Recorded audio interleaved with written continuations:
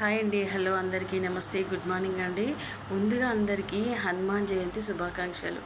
ఈరోజైతే హనుమాన్ జయంతి కదా, అయితే టెంపుల్కి అయితే వెళ్ళాలి. వెళ్తే మంచిది చాలా. సో కుదరకపోతే ఇంట్లో అయినా పూజ చేసుకోవచ్చు. నేనైతే ఈరోజు ఇంట్లోనే పూజ చేసుకుంటా అండి. గుడికి ఏం వెళ్ళేలాగా అనిపించలేదు, పనులు అయితే చాలా ఉన్నాయి. సో ఈరోజు ఏంటంటే దేవుడు క్లీన్ చేసుకొని పూజ చేసుకోవాలి. సో వెళ్ళండి గుడికి. మళ్ళీ ఒకటి ఏంటంటే ఈరోజు హనుమాన్ చాలీసా చదువుకుంటే చాలా మంచిదన్నమాట.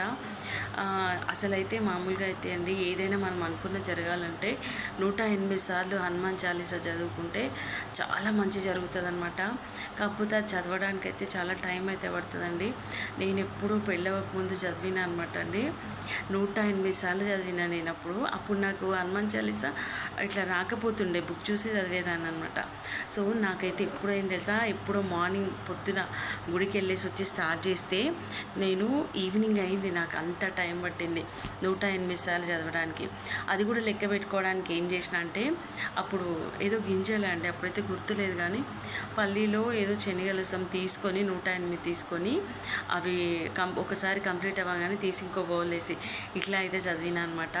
సో మీకు ఏదైనా కోరిక ఉంటే తప్పకుండా హనుమాన్ చాలీసా అయితే చదువుకొని 108 సార్లు కుదరకపోతే కనీసమైన 11 టైమ్స్ 5 టైమ్స్ అయినా పర్వాలేదు ఈరోజు చదువుకుంటే చాలా మంచిదన్నమాట.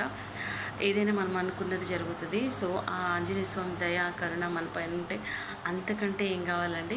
వీలైతే ట్రై చేయండి. గుడికి వెళ్ళడానికి వీలు కాకపోయినా కనీసం ఇంట్లో అయినా పూజ చేసుకొని 5 టైమ్స్ అయినా చదువుకోండి. ఆయన్ని మంచిగా మనస్ఫూర్తిగా దండం పెట్టుకోండి, చాలా మంచి జరుగుతుంది అనమాట. నేనైతే ఈరోజు ఇంట్లోనే పూజ చేసుకొని చదువుకుంటాను. వీలైన టైమ్స్ చదువుతాను, 5 or 11